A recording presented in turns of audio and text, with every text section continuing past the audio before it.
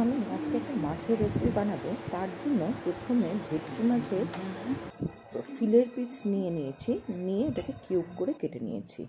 নেওয়ার পরে এর মধ্যে আদা রসুন আর গোলমরিচের একটা ক্রাশ করে রেখে দিয়েছিলাম, সেটা দিয়েছি।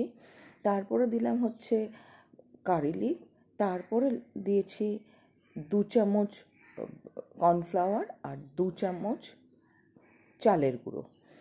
এরপরে স্বাদ মতো নুন আর অল্প একটা ডিম দিয়ে খুব ভালো করে এটাকে মেখে নেব।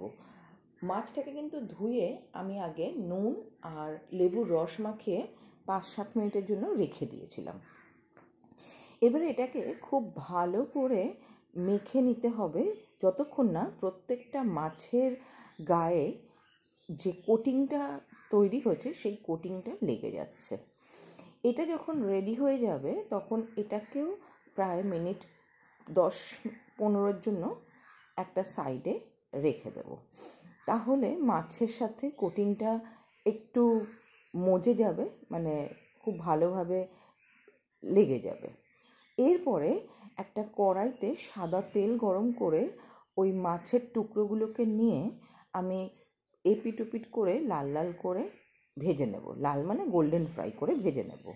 এইভাবে কিন্তু আমি 2-3টে ব্যাচে প্রত্যেকটা মাছ ভেজে নেব, নিয়ে উঠিয়ে সাইড করে রাখবো। এরপরে সেম কড়াইতেই আমি দিয়ে দিলাম রসুন কুচি, কারি পাতা আর কাঁচা লঙ্কাকে একটু কেটে রেখেছিলাম সেগুলোকে দিয়ে বেশ খানিকক্ষণ ধরে ভাজবো। যখন রসুনের একটা সুগন্ধ বেরোবে তখন এর মধ্যে ডাইস করে রাখা পেঁয়াজ আমি দিয়ে আবারও নাড়তে থাকবো, যাতে পেঁয়াজের কালারটা একটু চেঞ্জ হয়, মানে ট্রান্সলেশন হওয়া পর্যন্ত ভাজবো। যখন এটাও খুব ভালো করে ভাজা হয়ে যাবে আমি অল্প একটু তার মধ্যে নুন অ্যাড করব, যাতে একটু ভালোভাবে ট্রান্সলেশন হয়ে যায়।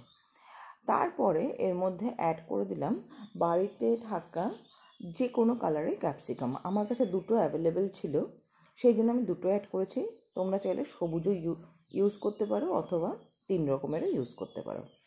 এটাকে দিয়েও খুব ভালো করে কিন্তু ভাজতে হবে, তবে হ্যাঁ, একটা দিকে নজর রাখতে হবে যাতে কোনো সবজিরই ক্রাঞ্চ নষ্ট না হয়, কারণ এটা যেহেতু ইন্দো চাইনিজ খাবার, তো ন্যাচারালি যদি ক্রাঞ্চ নষ্ট হয় তাহলে কিন্তু খেতে ভালো লাগবে না।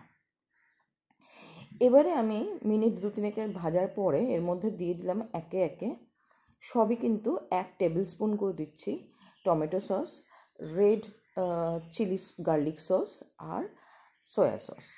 এগুলোকে দিয়ে আবার মিনিট 3-4 নাড়াচাড়া করব। এই পর্যায়ে কিন্তু ফ্লেমটা মিডিয়াম টু হাইতে রয়েছে। আমি পুরো রান্নাটাই কিন্তু মিডিয়াম টু হাইতেই করছি। এরপরে যে আগে থেকে ভেজে রাখা মাছগুলো সেগুলোকে দিয়ে এবার খুব ভালো করে এই সসের সাথে মেশাতে হবে। মিশিয়ে নেওয়ার পর এটা কিন্তু সময় লাগবে মোটামুটি 3-4 মিনিট। এরই মাঝখানে তোমাদের কাছে অনুরোধ রাখলাম, আমার ভিডিওগুলো যদি ভালো লাগে তাহলে অবশ্যই লাইক, শেয়ার, সাবস্ক্রাইব করো, আর তোমাদের আত্মীয়, পরিবার, বন্ধু বান্ধবের সাথে শেয়ার করতে ভুলো না। আর কমেন্ট করে অবশ্যই জানাবে যে আমার ভিডিওগুলো কেমন লাগছে। এবারে আমি এটার মধ্যে 1 টেবিল চামচ মধু অ্যাড করে খুব ভালো করে মিশিয়ে নিলাম, আর এটা কিন্তু হাই ফ্লেমেই করে রেখেছিলাম। রেডি হয়ে গেল হানি গ্লেজড ফিশ 65। কেমন লাগলো অবশ্যই কমেন্ট করে জানিও। বাড়িতে কোনো গেস্ট আসলে স্টার্টার হিসেবে কিন্তু এটা অসাধারণ লাগবে, তো অবশ্যই এটা ট্রাই করো। আর সাথে জানাতে ভুলবে না কেমন লাগলো তোমাদের এই রেসিপিটা। তো ততক্ষণের জন্য টাটা, আর দেখা হবে নেক্সট ভিডিওতে।